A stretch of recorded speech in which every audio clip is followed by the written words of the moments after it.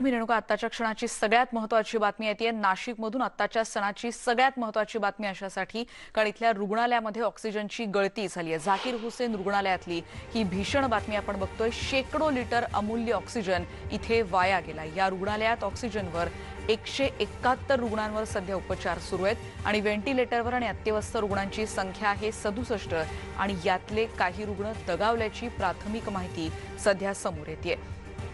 Oxygen tank leak झाला आणि त्याच्यामुळे सगळीकडे गॅस पसरल्याची दृश्य आपण ही काही वेळापूर्वीची बघतोय। ऑक्सिजन पुरवठा तब्बल अर्धा तास खंडित झाला होता आणि त्यामुळे नागरिकांमध्ये सध्या भीतीचं वातावरण आहे। रुग्णांना वाचवण्याचे शर्थीचे प्रयत्न सध्या नाशिकमध्ये केले जात आहेत। नाशिकमधली आत्ताची अत्यंत गंभीर बातमी सध्या आपण बघतोय।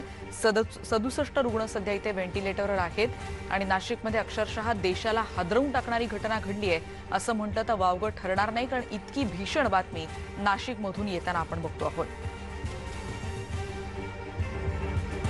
शेकडो लिटर ऑक्सिजनची इथे गळती झालेली आहे। अधिक माहिती घेणार आहोत। प्रशांत बाग आमचे प्रतिनिधी आता आपल्या सोबत आहेत। प्रशांत, अत्यंत भीषण असाच हा सगळा प्रकार म्हणायला हवा, काही पुष्टी मिळू शकली आतापर्यंत? रेणुका, खरंय काही घटना अशा असतात मानवी चुकीमुळे घडणाऱ्या की ज्याला शब्दात सांगणं सुद्धा आपल्याला अवघड होऊन जातं। हीच आहे ती जागा, हीच आहे ती टाकी, या ठिकाणी असलेली मागची टाकी आणि आता ही दुसरी टाकी या ठिकाणी इथे आलेली आहे की ज्या ठिकाणी ऑक्सिजनचं पुन्हा एकदा रिफिलिंग सुरू झालंय। 20 केल क्षमतेची ही जी टाकी, महाकाय टाकी आपल्याला दिसते महापालिकेची। खरं तर झाकीर हुसेन हे अत्यंत महत्वाचं रुग्णालय। या ठिकाणी 171 रुग्ण ऑक्सिजनवर, 21 रुग्ण व्हेंटिलेटरवर आणि याच ठिकाणी जवळपास यातले 61 रुग्ण हे अत्यवस्थ परिस्थितीमध्ये उपचार घेत होते। या एकमेव टाकीच्या माध्यमातून खरं तर त्यांना ऑक्सिजनचा पुरवठा केला जात होता। सुधाकर बडगुजर आपल्याबरोबर आहेत। सुधाकर बडगुजर, शिवसेनेचे महानगर प्रमुख, तुम्ही थेट वरती त्या अत्यवस्थ रुग्णांच्या वॉर्डमध्ये जाऊन आलात, काय परिस्थिती बघितली? अत्यंत हृदय हेलावून टाकणारी ही घटना आहे। अत्यंत भयावह परिस्थिती आहे वरती। रुग्णांना ऑक्सिजन मिळाला नाही म्हणून 61 रुग्ण सिरियस झाले आहेत। त्यापैकी 30 ते 35 रुग्ण दगावतील अशी या ठिकाणी परिस्थिती निर्माण झालेली आहे। परंतु ही जी परिस्थिती निर्माण झाली, ज्यांनी ऑक्सिजन प्लांट या ठिकाणी बसवला त्यांनी या ठिकाणी टेक्निकल स्टाफ ठेवणं गरजेचं होतं। टेक्निकल स्टाफ न ठेवल्यामुळे ही घटना घडलेली आहे। त्यामुळे या ठिकाणी नाशिक महापालिकेने यामध्ये लक्ष घालून मृतांच्या लोकांना मदत मिळवून द्यावी आणि त्या मक्तेदारावरती गुन्हा दाखल करावा अशी आमची मागणी। तुमची मागणी निश्चित आहे। तुम्ही जी सांगताय आकड्यावरती भयावह आहे, जी माहिती प्राथमिक समजते 12 आरोग्यमंत्री पुष्टी करताय 11, तुम्ही सांगतायत की हा आकडा 30 ते 35 पर्यंत जाऊ शकतोय। कशा प्रकारे कोण कोण अधिकारी तुमच्याबरोबर, आरोग्य अधिकारी बरोबर होते, आणखीन एकंदरीत काय सांगाल? माझ्याबरोबर डॉक्टर रावते होते आणि आम्ही स्वतः जॉईंट त्या ठिकाणी बघितलं आणि परंतु लोकांची आरडाओरड त्या ठिकाणी चालली होती। ऑक्सिजन न मिळाल्यामुळे लोक इकडे तिकडे सैरभैर झालेले होते आणि त्यांनी सांगितलं की ऑक्सिजन द्या आम्हाला, ऑक्सिजन द्या आम्हाला, पण ऑक्सिजन त्या ठिकाणी देऊ शकत नव्हतं। परंतु साधारणतः 30 ते 35 रुग्ण त्या ठिकाणी अंतवस्थ होतील अशी परिस्थिती निर्माण झालेली आहे। परिस्थिती अत्यंत गंभीर आहे। रेणुका, सुधाकर बडगुजर सांगता या ठिकाणी ज्या पद्धतीनं पळापळ चालली आहे, पालिका आयुक्त सुद्धा आहेत, पालिका आयुक्त कैलास जाधव बोलतायत। आपल्याला जो गॅस ऑक्सिजनच्या टँकमधून जो फ्लो रुग्णांना जातो त्या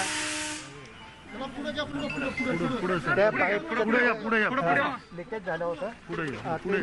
योगायोगाने तैव कंपनीचा टँकर इथे आलेला होता, त्याचे टेक्निकल लोक होते। आमचे टेक्निकल इंजिनियर वगैरे पाठवून आपण ते लिकेज बंद केलेलं आहे आणि वॉल बंद केल्यामुळे टाकीमध्ये 25% ऑक्सिजनचा साठा शिल्लक होता।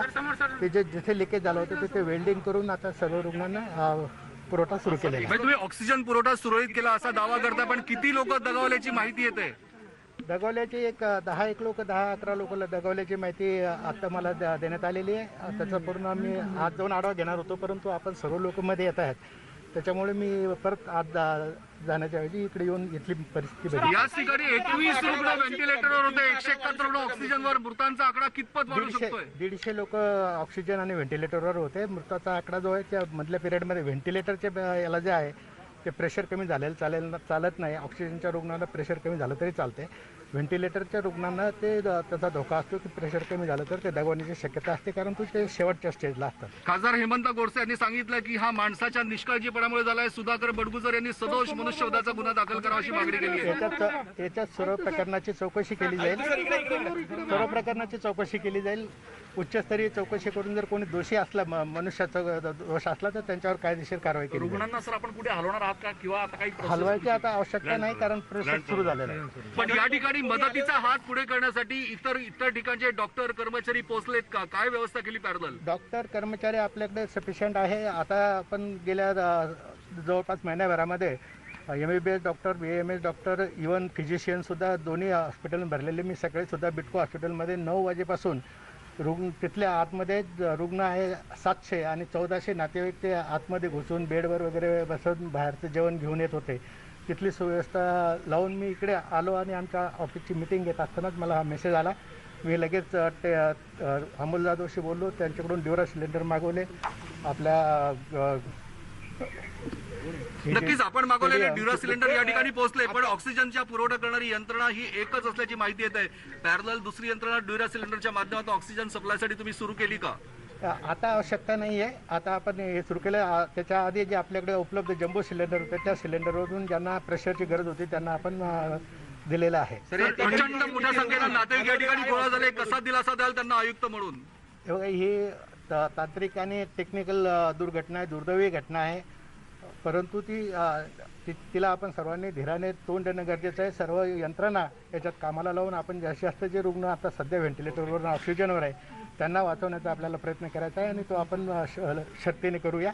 आपण सर्वांनी कृपा करून आम्हाला थोडंसं काम करण्याची वेळ द्या. सर याची देखभाल दुरुस्ती व्यवस्थित केली जात नव्हती का? मेंटेनन्स किंवा ऑडिट केलं जात हे नव्हतं? आपल्याला माहिती आहे. दोन्ही टाक्या ह्या नवीनच आत्ताच बसवलेल्या आहेत. त्याचं देखभाल दुरुस्ती अन्युअल मेंटेनन्स सुद्धा कंपनीकडेच आहे.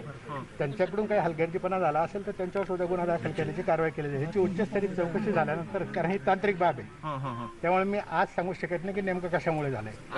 पण याच्यात जर मेंटेनन्सचा प्रॉब्लेम असेल, कारण मेंटेनन्स सुद्धा त्या कंपनीकडेच आहे.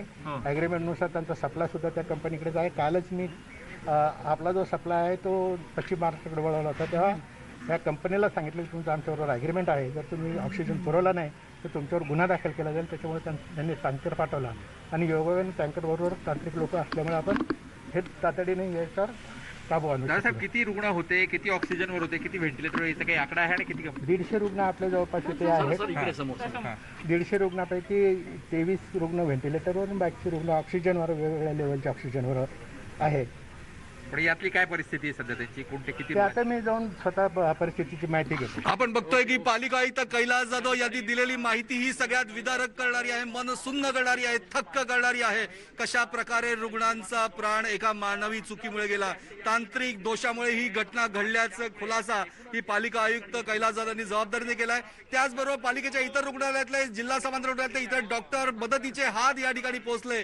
या ठिकाणी प्राणवायू पुरवठा करणारा दुसरा टँकर सुद्धा पोहोचला, पण तोपर्यंत वेळ निघून गेली होती. अर्ध्या तासामध्ये अनेकांना आपले प्राण गमवावे लागले आहेत. आतापर्यंत 12 जण गेल्याची माहिती जरी समोर येत असली तरी अनेक रुग्ण व्हेंटिलेटरवर असलेले ते अत्यवस्थ आहे. आणखी हा आकडा अजून वाढू शकतो, अशा प्रकारची माहिती स्पष्टपणे समोर येते. रेणुका, अत्यंत गंभीर आणि प्रशांत, अशा वेळेला शब्द सुचत नाहीयेत रे. म्हणजे मृतांचा आकडा वाढतोय ही तर मन सुन्न करणारी घटना आहेच, आणि त्याच्यात तुम्ही म्हणताय की आता आयुक्त आज जाऊन सगळी पाहणी करतील आणि त्याच्यात कदाचित हा आकडा वाढू शकेल आणि त्यानंतर आपण कदाचित अधिकृतपणे हे सांगू शकू. पण आता तिथे बाकीचे जे रुग्ण आहेत, ज्यांना आता व्हेंटिलेटरची गरज होती, ज्यांना आता त्यांच्यापर्यंत ऑक्सिजन पोहोचू शकतोय? नक्कीच रेणुका, मी संजयला, माझ्या सहकार्याला विनंती करतो. संजय, हे आपण दाखवूया या टाकीच्या माध्यमातून जो सगळा पुरवठा, म्हणजे की जो खंडित करण्यात आला होता, आणखी तो पुन्हा एकदा सुरळीत झालेला आहे. हा त्यातला सगळ्यात महत्वाचा दिलासा. आपण हा जो पार्ट आहे, ही आता एक अतिरिक्त टाकी या ठिकाणी आली. आणखी अतिरिक्त टाकीच्या माध्यमातून या लिक्विड ऑक्सिजनचा पुरवठा केला जातोय आणि याच ठिकाणी ही जी टाकी आहे, या टाकीच्या माध्यमातून हे सगळं काम पुन्हा एकदा सुरू झालेलं आहे. या टाकीतनं मिळणारा प्रत्येक थेंब प्राणवायूचा हा प्रत्येक व्यक्तीसाठी सगळ्यात महत्वाचा आहे. मदतीचे हात जरी पुढे आले असले तरी आवश्यकता आहे प्रत्येकाला त्या वेळेत ऑक्सिजन मिळण्याची. पण अर्धा तास जर का एखाद्या व्हेंटिलेटरवर असलेल्या रुग्णाला ऑक्सिजनचा पुरवठा मिळाला नाही तर काय होऊ शकतो हाहाकार, काय होऊ शकतं तांडव. हे अक्षरशः मानवी चुकीमुळे नाशिकमध्ये मृत्यूचं तांडव आणि हाहाकार या ठिकाणी दिसून आलाय. पोलिसांचे अधिकारी, कर्मचारी या ठिकाणी पोहोचले आहेत, आरोग्य व्यवस्थेतले सगळे आहेत. लोकांची गर्दी नियंत्रणात आणण्यासाठी खऱ्या अर्थानं त्यांनी मदतीचा हात पुढे केलाय. आरोग्य व्यवस्थेतला प्रत्येक कर्मचारी धावपळ करतोय, पळापळ करतोय. प्रत्येकाच्या मनात एकच इच्छा आहे रेणुका, की या रुग्णाचा प्राण वाचावा.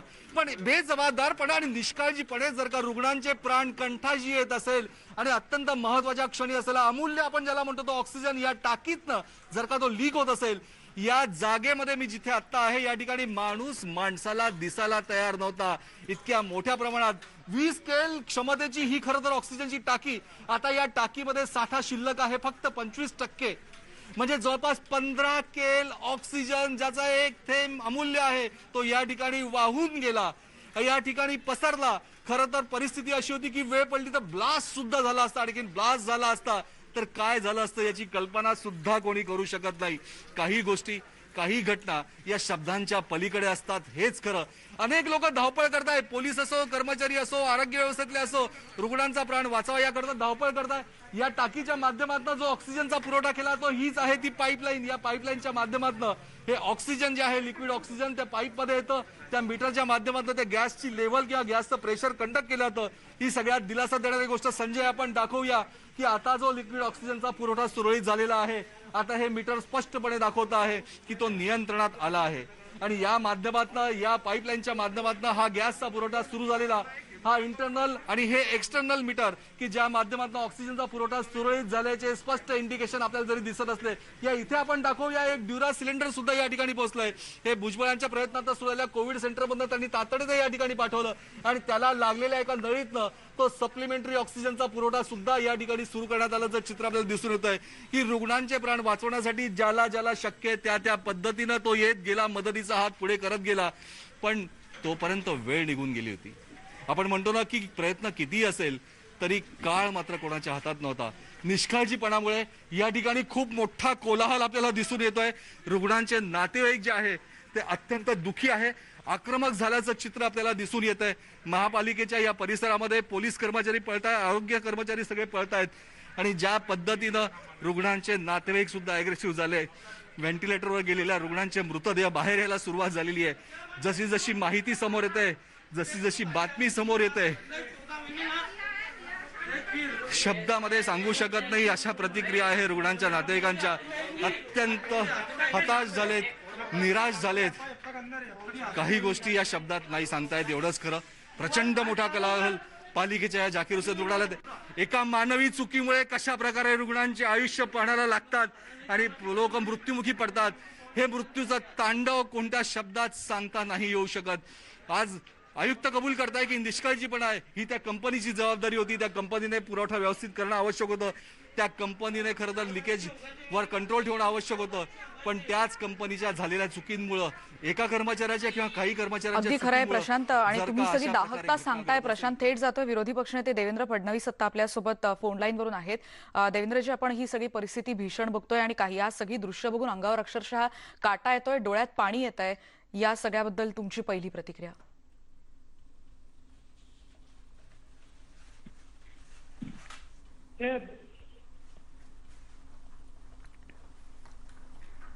देवेंद्रजी, स्टुडिओमधून आमचा आवाज तुमच्यापर्यंत पोहोचू शकतोय?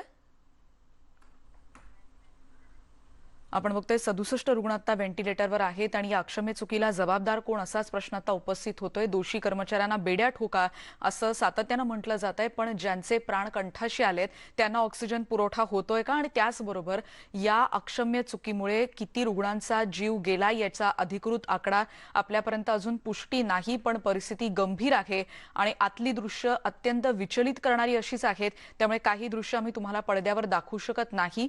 इतकी प्रचंड वेदनादायी आहेत एवढं मात्र आम्ही आता नक्की सांगू शकतोय. इथला पुरवठा खंडित झाला होता. ऑक्सिजनचा मृत्यूंबाबत अधिकृत पुष्टी मात्र अजून तरी झालेली नाही. पालिका आयुक्त जरूर म्हणतायत की या सगळ्याची उच्चस्तरीय चौकशी केली जाईल, पण भयानक वास्तव काय आहे हे आमचे दोन्ही प्रतिनिधी प्रशांत बाग आणि लक्ष्मण घाटोळ आता आपल्याला सांगतायत. कारण नाशिकमध्ये अक्षरशः देशाला हादरवून टाकणारी अशीच घटना घडलेली आहे. पालिका आयुक्तांनी म्हटलंय की या सगळ्याची उच्चस्तरीय चौकशी होईल आणि आतल्या परिस्थितीचा आढावा घेण्यासाठी आता पालिका आयुक्त कैलास जाधव आत गेलेले आहेत आणि त्यानंतर कदाचित आपल्याला आणखी माहिती कळू शकणार आहे. पण रुग्णालयात मोठ्या प्रमाणात आत्ताची ही दृश्य जर आपण आता टीव्ही स्क्रीनवर बघत असू तर ही साधारण अर्धा ते पाऊण तासापूर्वी किती मोठ्या प्रमाणावर इथे ऑक्सिजनची गळती झालेली होती आणि आणि आत काय हाहाकार उडाला असेल याची आपण कल्पना न केलेली बरी अशासाठी, कारण आधीच कोरोनाची परिस्थिती इतकी भीषण आहे की प्राणवायू ज्याला खऱ्या अर्थानं म्हटलं जातं त्या ऑक्सिजन पायी जीव जात आहेत आणि त्याच ऑक्सिजनची इतक्या मोठ्या प्रमाणावर गळती झालेली आहे नाशिकमधल्या झाकीर हुसेन हॉस्पिटलच्या बाहेरची ही काही वेळापूर्वीची, काही क्षणापूर्वीची दृश्य आता आपण बघतोय. प्रशांत, आपण पुन्हा एकदा तुमच्याकडे येतो आहोत. प्रशांत, खरंच म्हणजे शब्द सुचत नाहीयेत आता, पण जसं तुम्ही म्हणताय की अक्षरशः कोलाहल असणार आहे, आरोग्य कर्मचाऱ्यांची तर धावपळ असणार आहे, नातेवाईकांचा देखील किती मोठा आक्रोश असणार आहे, हे तुम्ही तिकडचं वास्तव आता सांगताय. नातेवाईकांचा आक्रोश हा शब्दात व्यक्त करता येणार नाही अशी परिस्थिती आपण बघतो की हा तो पूर्ण परिसर आहे झाकीर हुसेन रुग्णालयाचा, ज्या ठिकाणी अँब्युलन्स लागल्या, ज्या ठिकाणी आरोग्य कर्मचारी येत आहेत, ज्या ठिकाणी त्यांचे नातेवाईक रुग्णांचे येत आहेत, ज्या ठिकाणी ज्यांचे आयुष्य पडायला लागले त्या सगळ्यांचे नातेवाईक येत आहेत, चौकशी करतायत की नेमकं कुठे झालंय, काय झालंय, ऑक्सिजन जर का वेळेवर मिळू शकला नाही तर काय होऊ शकतं याचा कोलाहल या ठिकाणी सगळा दिसून येतोय. आणि हेच शब्दात सांगता येत नाही इतकं विदारक नक्कीच आपल्याला म्हणता येईल. ज्या पद्धतीनं एखाद्या कोविड वॉर्डसाठी म्हणून हे हॉस्पिटल पूर्ण तयार करण्यात आलं आणि या तयार करण्यात आलेल्या हॉस्पिटलमध्ये भाऊ काय सांगशील? तू काही शब्दात सांगू शकत नाही एवढं निश्चित आहे. काही शब्दात म्हणजे आमचा माणूस गेला काल टेम्परेचर चेक केलं, ऑक्सिजन लेवल 84 होती, 84. आज आम्हाला सकाळी फोन येतो तुमचं ऑक्सिजन क्रिटिकल झालं, वरती येऊन बघतो तो ऑक्सिजनच नाही, शून्य ऑक्सिजन, O2 संपलेला.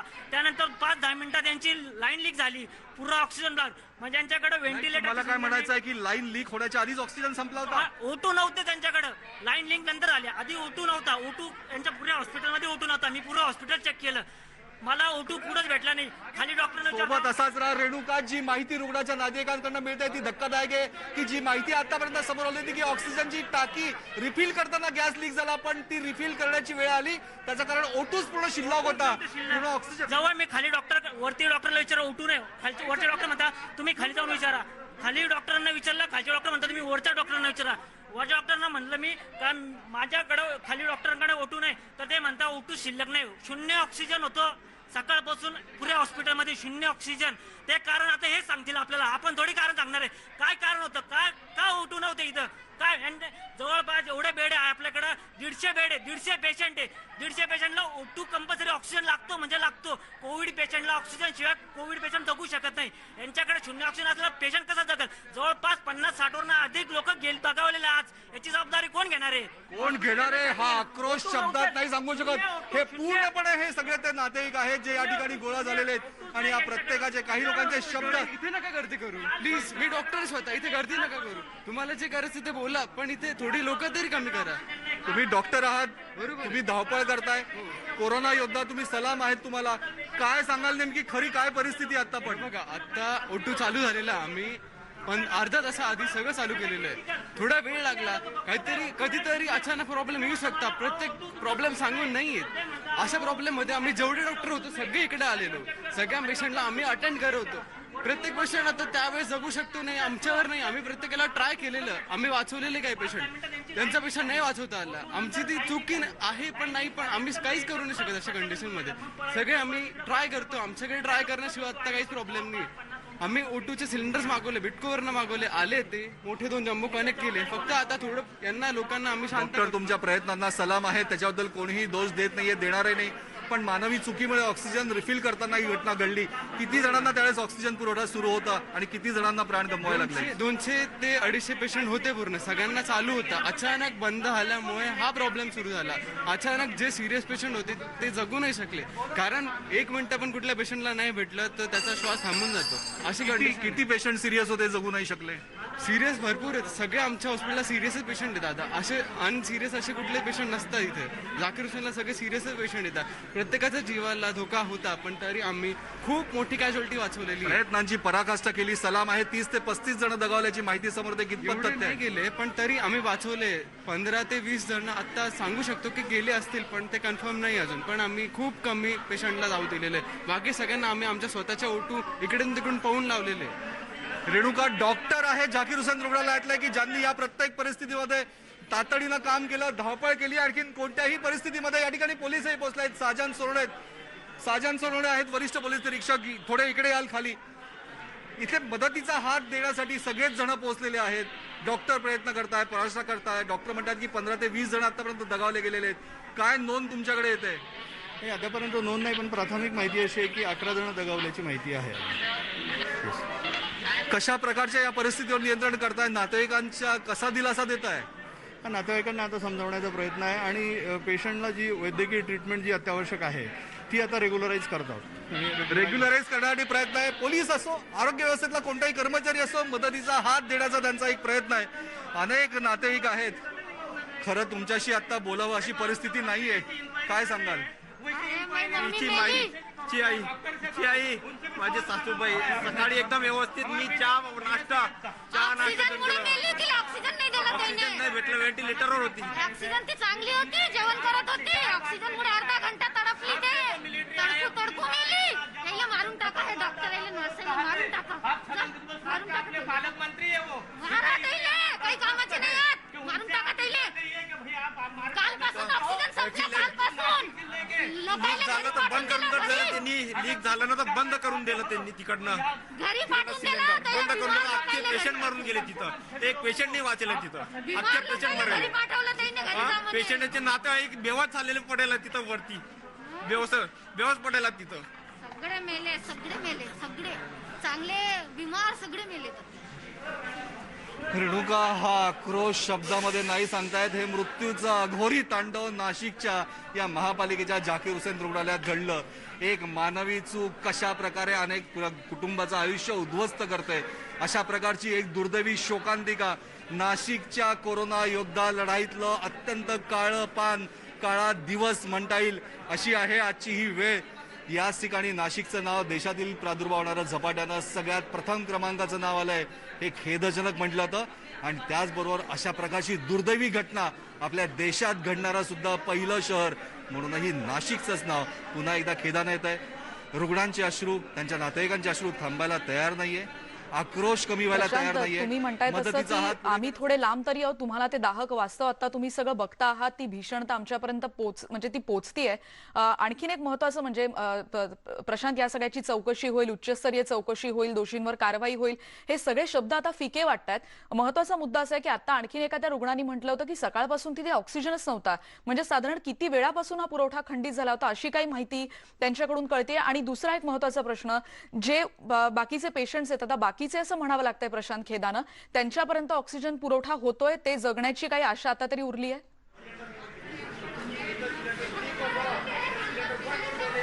खरंय रेणुका, 12:16 ऑक्सिजन टाकी लीक झाली.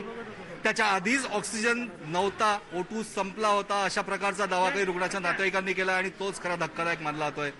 20 KL क्षमतेची ऑक्सिजनची टाकी, त्या टाकीमधला 75% साठा या लिकेजमध्ये उडून गेल्याची माहिती समोर येते. पण तो 25% साठा हा खरोखर रिफिलिंग मध्येच भरला गेला का तोही संपला होता, म्हणून या ठिकाणी ऑक्सिजन पुरवठा पुन्हा भरण्यासाठी टँकर आला, अशा प्रकारची वेगवेगळी माहिती समोर येते. पालिका आयुक्त कैलास जाधव यांनी सांगितलं. प्रशांत, पुन्हा एकदा तुमच्याकडे येते, थेट जाऊयात. देवेंद्र फडणवीस संवाद साधतायत, थेट जाऊयात, बघूयात ते काय म्हणतात. पर मैं सवाल पूछना चाहता हूं, प्रियंका जी अगर वैक्सीन के ऊपर बोल रही है तो मैंने तो प्रियंका जी का वैक्सीन लेते हुए फोटो अभी तक देखा नहीं, तो क्या उन्होंने वैक्सीन लिया है? अगर लिया है तो कौन सी? राज्यातले काळाकुट्ट दिवस असंच म्हणायला हवं. पुन्हा एकदा प्रशांतकडे जातोय. प्रशांत, तुम्ही म्हणत होतात की कशा पद्धतीनं 12:16 हा सगळा प्रकार सुरू झाला होता आणि त्याच्यानंतर ऑक्सिजनची मात्रा किंवा त्याचं प्रमाण किती तसं पुढे खंडित होत गेलं. आणखीन आता तुम्ही सांगत होतात तेवढ्यात आपण प्रतिक्रिया घेण्यासाठी गेलो होतो. प्रशांत, रुग्णाच्या नातेवाईकांनी रेणुका आपल्याला हे सांगितलंय की खरं तर ऑक्सिजन ज्यावेळेस लिकेज झाला त्याच्या आधीच O2 या रुग्णालयातला संपला होता. आम्ही अनेक डॉक्टरांकडे गेलो, अनेक पेशंट्सकडे गेलो, अनेक डॉक्टरांकडे खालचे वरचे सगळ्या मजल्यांवर धावाधाव केली, पण आम्हाला O2 मिळत नव्हता. आणि याचमुळं हा O2 संपला होता. म्हणूनच रिफिल करण्याची वेळ यांच्यावर आली का? म्हणूनच रिफिल करण्यासाठी टँक या ठिकाणी पोहोचला होता का? आणि म्हणूनच जे नातेवाईक आत्ताही आपण बोलतोय, आपण बघतोय की काही रुग्णांचे त्यांना चक्कर येते, बेहोश होत आहे, पाणी मारलं जात आहे. ही आहे रुग्णाच्या नातेवाईकांची परिस्थिती रेणुका, की जी शब्दात सांगू शकत नाहीये. ही मुलगी आहे जिची आई इथे आता ऑक्सिजन त्या ठिकाणी गेली, कापरं भरलंय अंगात, तिचा नवरा तिला सांभाळायचा प्रयत्न करतोय, नातेवाईक सांभाळायचा प्रयत्न करताय. पण हे दृश्य विचलित करणारं, या मनाच्या वेदना अक्षरशः पोचवणारा आहे. माझी आई मेली नाही तर तिला मारलंय यांनी, हे ज्यावेळेस उद्विग्न उद्गार या मुलीच्या तोंडून आपल्या कानावर पडतात, आपण डोळ्यांनी बघतो, त्यावेळेस काय करावं? प्रत्येक ठिकाणी प्रत्येक व्यक्तीचा जगण्याचा संघर्ष आहे. काय करून टाकलं या कोरोनानं?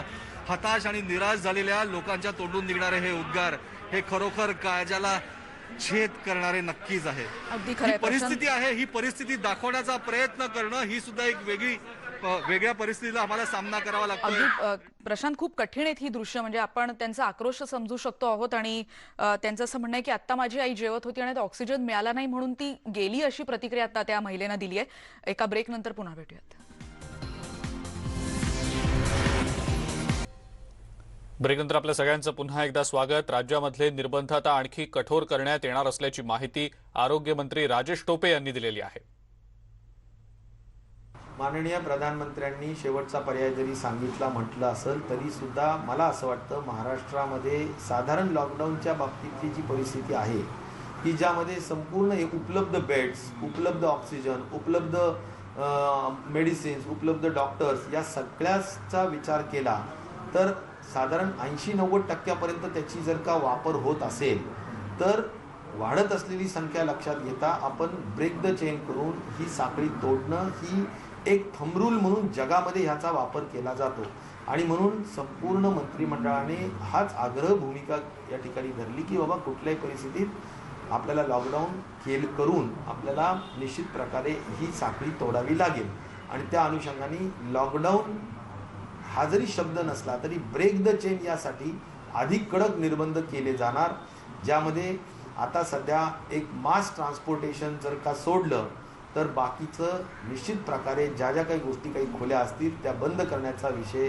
हा अधिक कडक निर्बंधांच्या दृष्टिकोनातून राहील.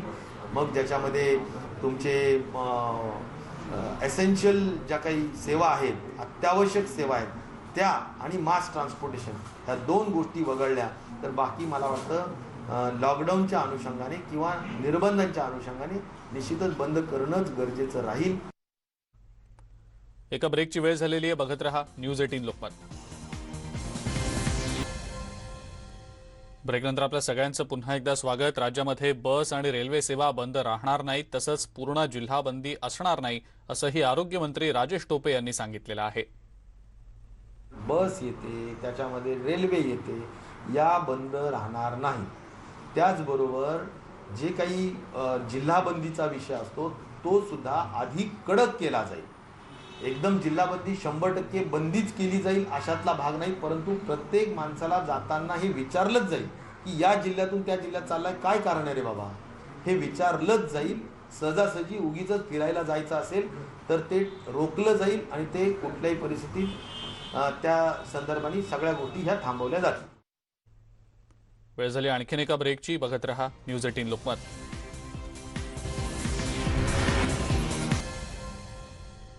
ब्रेकनंतर आपल्या सगळ्यांचं पुन्हा एकदा स्वागत. ब्रेकिंग न्यूज आता आपण बघणार आहोत. नाशिकमध्ये ऑक्सिजनची गळती झाल्यामुळे आता 22 रुग्णांचा मृत्यू झाल्याची माहिती मिळतेय. नाशिकचे जिल्हाधिकारी सूरज मांढरे यांनी ही माहिती दिलेली आहे. 67 रुग्ण व्हेंटिलेटरवर आहेत. शेकडो लिटर ऑक्सिजनची गळती झालेली आहे आणि आता जी माहिती समोर येते त्यानुसार 22 रुग्णांचा मृत्यू झालाय. मृतांचा आकडा आणखी वाढण्याची भीती देखील व्यक्त होतीये. आणि या महत्त्वाच्या बातमीच्या अपडेट्स आपण इतर बुलेटिन्समध्ये घेणारच आहोत. मात्र तुर्तास या बुलेटिनमध्ये वेळ झाली इथंच थांबण्याची. नमस्कार.